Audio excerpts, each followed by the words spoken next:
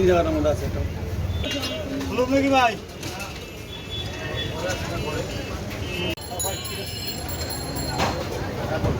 আসসালামু আলাইকুম ভাই। জি ওয়ালাইকুম আসসালাম ভাই।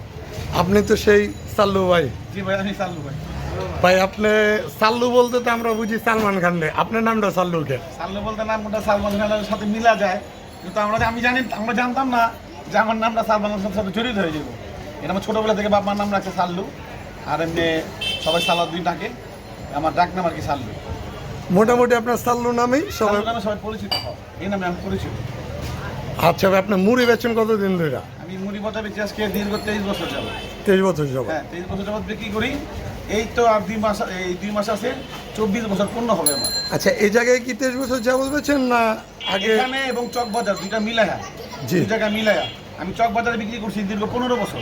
দীর্ঘ 15 বছর? 15 বছর। আমার নামে এক নামে সবাই চিনি লালবাগের মধ্যে।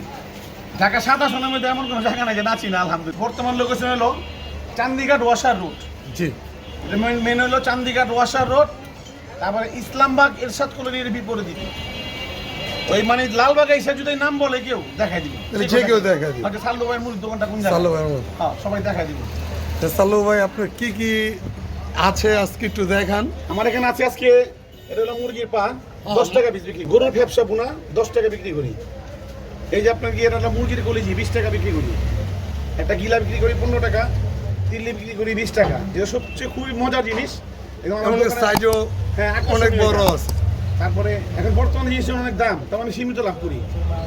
তারপরে ফ্যাপসা বেচি 5 টাকা, সাথে যদি কেউ মুড়ি পরোটা খায়, জি, গিলা কলিজি মুড়ি পরে 55 টাকা। 55 টাকা আমি রাখি 50 টাকা, মানে প্যাকেজ হিসাবে 5 টাকা ডিসকাউন্ট। 5 টাকা ডিসকাউন্ট করি, এটা প্যাকেজ। 100 টাকা নিলে গিলা কলিজি তিল্লি ফ্যাপসা সাথে এক পিস পা দিই, ওটা রাখি 100 টাকা। 100 টাকা 110 টাকা বেড়ে যায়, 100 টাকা। 100 টাকা।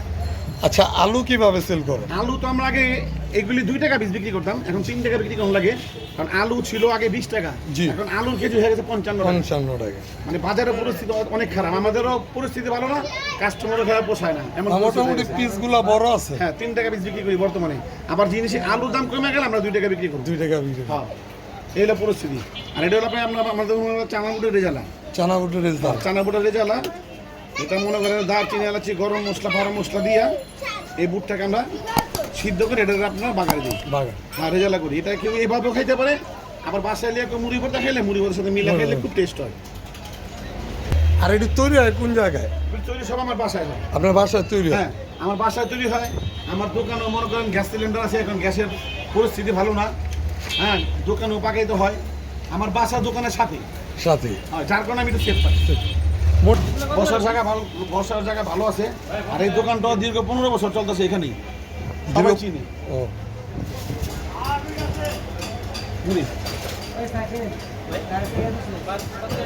কোনটি 20 টাকা 10 টাকা, 10 টাকা,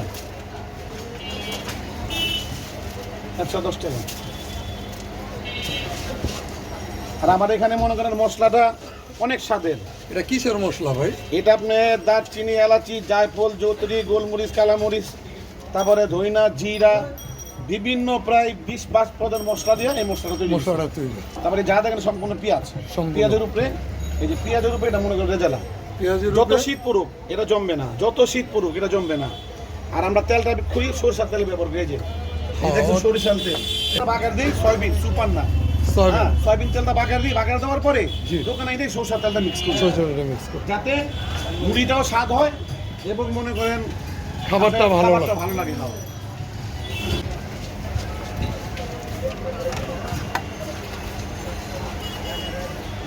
এখানে হলো 20 টাকার মুড়ি। আর আপনার এই মুড়িটা হলো কি সবচেয়ে আকর্ষণ হলো, এই যে মুড়িটা দেখতে পাচ্ছেন এটা হলো হাতের ভাজা। হাতের ভাজা না, এটা মেশিনের ভাজা না। এই যে মোটা মুড়ি, এই যে দেখেন অরিজিনাল মোটা মুড়ি।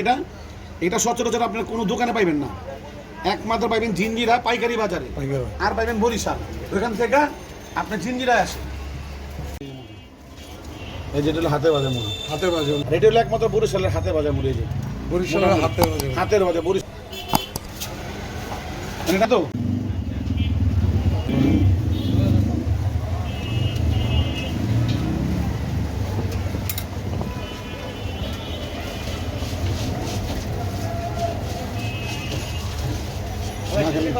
$20 তোমরা যাও, আমি দিতেছি। কত নিব? 60-70-80 টাকা নিব।